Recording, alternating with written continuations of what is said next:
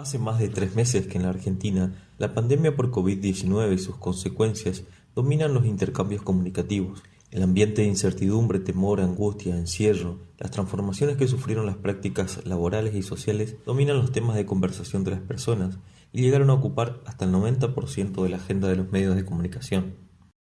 El presente trabajo recorre textos informativos y persuasivos de los diarios impresos de Corrientes y de sus versiones digitales. Los archivos van desde el 19 de marzo del 2020, día en que la Argentina ingresó al aislamiento preventivo y obligatorio, hasta la actualidad. Se recorren textos periodísticos, fotografías, videos producidos, socializados y puestos a circular en la esfera pública por parte de los diarios Época, El Litoral, Norte de Corrientes y El Libertador. En los contenidos textuales y multimediales de la serie se identifican campos semánticos, léxicos, composiciones de la macroestructura textual y encuadres periodísticos asociados a discursos estigmatizantes, imaginarios sociales estereotipados y cargas de atributos negativos para con sectores vulnerables. Nos preguntamos entonces sobre la composición de la voz propia de los medios gráficos de Corrientes en relación a estas características. También nos proponemos reflexionar sobre el funcionamiento de un medio de comunicación como un dispositivo de producción y reproducción discursiva, con intereses propios y cuya función principal es producir significados y sentido.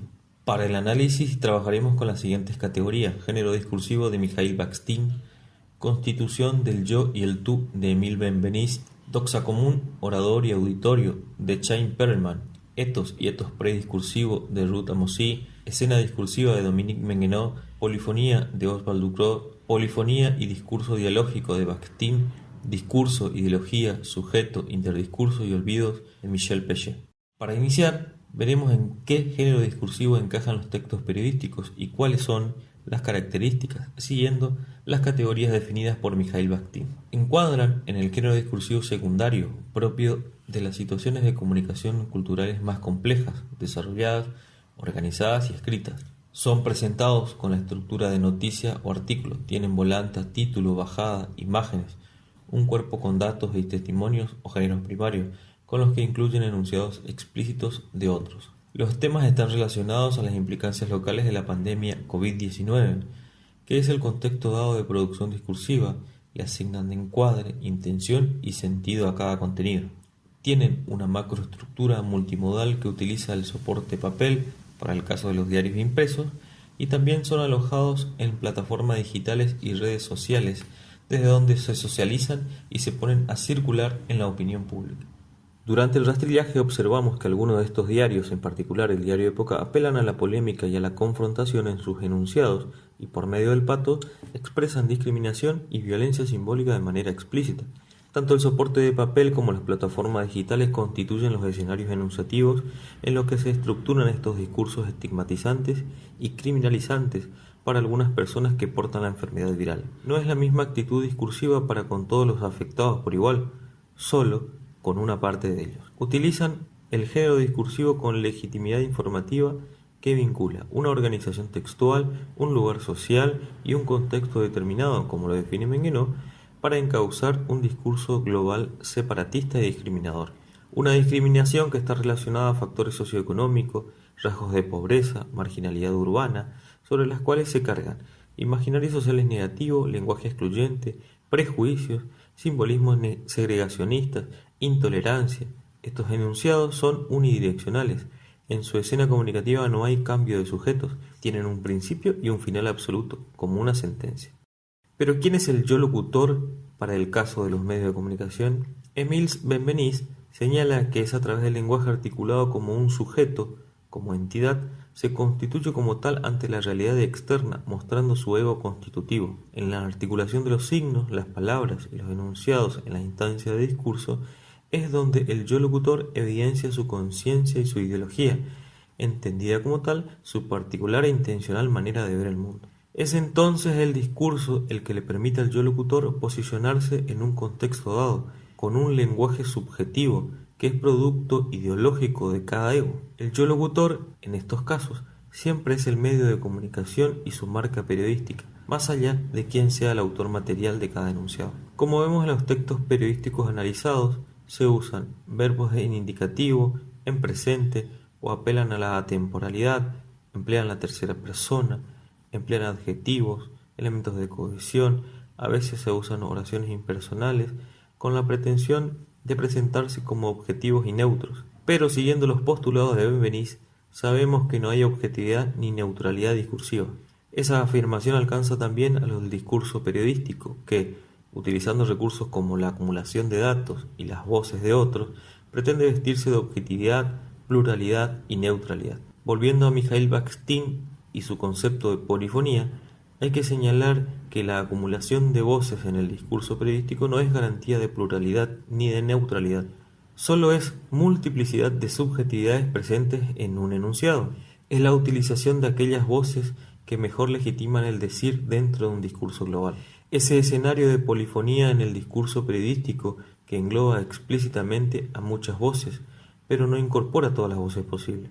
Solo utiliza aquellas voces que mejor se ajustan a los valores, intereses y marco ideológico de cada medio de comunicación. En este punto es necesario hacer un alto para describir el encuadre o framing, que es una de las principales características de producción y reproducción discursiva de los medios de comunicación en general, de los medios periodísticos en particular. Se trata de un proceso que inicia antes de que el discurso periodístico tome forma material.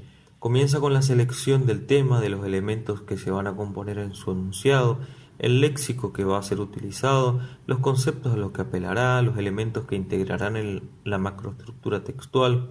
Elegir qué contar, cómo contar, en qué aspectos enfatizar, es parte del proceso de producción del discurso periodístico. Es un proceso que está guiado por los valores, intereses, objetivos y marco ideológico de cada medio de comunicación.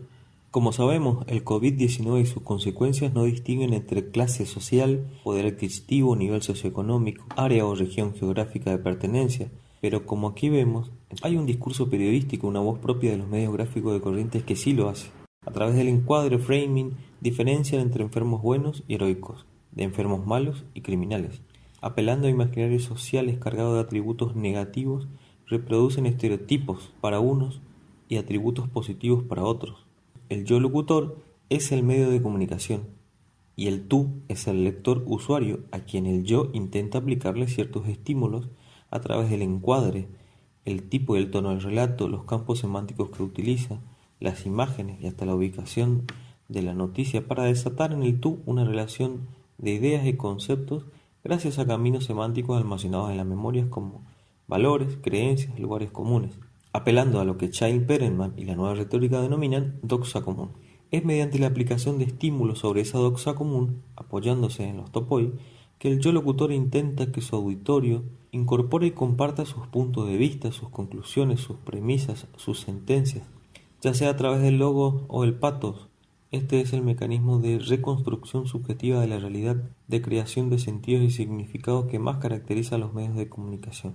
Es en el encuadre, en la apelación a la doxa común, a través del logos del patos, donde desborda la subjetividad y aflora la intención del discurso periodístico, que siempre busca influir en la forma de pensar, en la toma de decisiones, en el comportamiento del tú y en la configuración de un etos prediscursivo de los otros. Pero, ¿cuál es la autoridad que tienen los medios de comunicación para crear sentidos y significados? Es su función social y política de mediación el que le genera a los medios de comunicación su etos, su autoridad para poner a circular discursos en los espacios públicos. No nos quedamos aquí en el encuadre de etos como manera de ser o de presentarse. Tomamos a Ruth Amosi, que, repasando a Pierre Bourdieu, recuerda que la potencia e importancia de un discurso deriva de la función social y la autoridad del locutor. Por tradición democrática, los medios de comunicación, la prensa en particular, es la voz autorizada para producir significaciones, conclusiones y hacerlas circular en la esfera pública.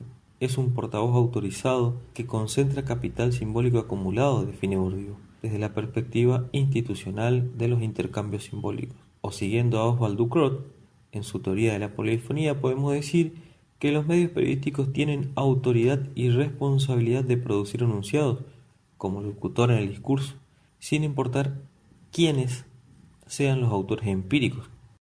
Con su etos y apelando a la doxa, al logos y al patos indistintamente, los medios de comunicación construyen representaciones sociales, imaginarios colectivos y moldean etos prediscursivos de otros, haciendo de ello un verdadero juego especular, como dice Perelman.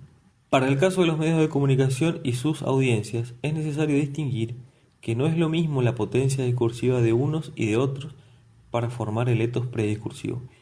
No es lo mismo la potencia discursiva, el peso como autoridad social, ni el capital simbólico acumulado que tiene un diario que el que puede tener un sector social vulnerable o una persona individual. La producción y circulación discursiva de un medio contribuye a que un universo social amplio construya un neto prediscursivo de sectores sociales más pequeños, minorías, colectividades, individualidades. Esto queda en evidencia cuando sectores vulnerables buscan espacios en los medios de comunicación para expresar su punto de vista, pero a veces no lo encuentran. Por lo que prevalece, por potencia, penetración y autoridad de su etos, el encuadre del medio de comunicación. Ruth Amosi define esta acción como la operación de estereotipar, que es la de pensar lo real por medio de representaciones culturales preexistentes. Si se trata de una personalidad o grupo, su etos prediscursivo será percibido por medio de la imagen que de ellos forjan los medios de comunicación, ejemplifica Ruth Amosi. Siguiendo a Michel Pechet, es en esta apelación a la doxa común y sobre todo al patos, donde puede distinguirse al interdiscurso materializado a través de lugares comunes, moldes interpretativos, clichés, ritualizaciones, huellas, producto de una sujeción ideológica del sujeto del discurso.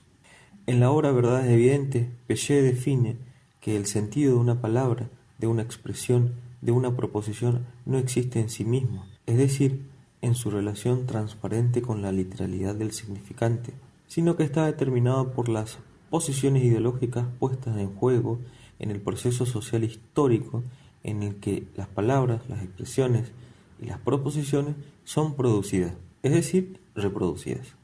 Es que para la teoría materialista del discurso, el sujeto reproduce lo que otros produjeron anteriormente y esa reproducción está definida por un marco ideológico. Advierte la falacia de ciertos sujetos discursivos de no blanquear su posición ideológica, que pretenden presentar un discurso objetivo y transparente visto desde el punto de vista idealista. En la elección de cada palabra, en la construcción de cada enunciado, de cada discurso, hay un posicionamiento ideológico. La diferencia es que algunos posicionamientos son más honestos, otros brutalmente deshonestos. Pretenden ocultar su intención, excusadas en la supuesta objetividad y neutralidad del lenguaje. Esta impostura ideológica o falacia de la transparencia es un recurso muy habitual en el discurso periodístico.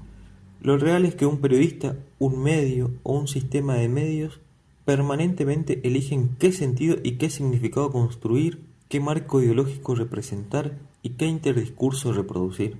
En Corrientes, algunos diarios eligieron producir discursos estigmatizantes, discriminatorios, criminalizantes y hasta aporofóbicos durante el tratamiento informativo vinculado a la pandemia por COVID-19.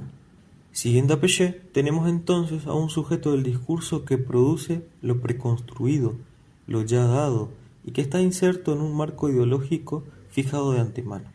Sujeto que además está atado por las condiciones materiales de producción de su discurso y por el contexto. Llevado a nuestro ejemplo de análisis, el sujeto productor de discurso como entidad siempre es el medio de comunicación con sus intereses económicos, políticos, sociales o culturales. La polifonía en los enunciados y la reproducción de ideas de otros, no de todos, solo de aquellos quienes coinciden con sus intereses, son mecanismos muy propios del modelo de producción periodística que está inserto en una superestructura económica, social e ideológica que define la esencia de su existencia y de su función. Producir significados y sentido para sostener una determinada orden social, un determinado modelo de concebir el mundo, imprimirle una determinada dinámica al poder para conservar y acrecentar estatus, hegemonía, primacía por sobre otros sectores. Esa constitución de sentido está directamente relacionada con el marco ideológico del medio de comunicación como sujeto discursivo. Es esa formación ideológica lo que establece lo que debe ser dicho, publicado y puesto a circular en la opinión pública. Nos preguntamos entonces hasta dónde llega esta producción discursiva periodística de rasgos estigmatizantes en los medios de comunicación de Corrientes. Tomando algunas muestras más extendidas, podemos decir que hay interdiscurso con vestigios de discriminación, prejuicio y atributos negativos para sectores vulnerables y minorías que van mucho más allá de los diarios y los medios tradicionales. Puede ser efecto de una superestructura que gobierna los contextos y que, a través de los olvidos, permite que la producción de interdiscurso con formato periodístico cumpla su función de producir estereotipos, sentidos y significados que ayudan a perpetuar una hegemonía.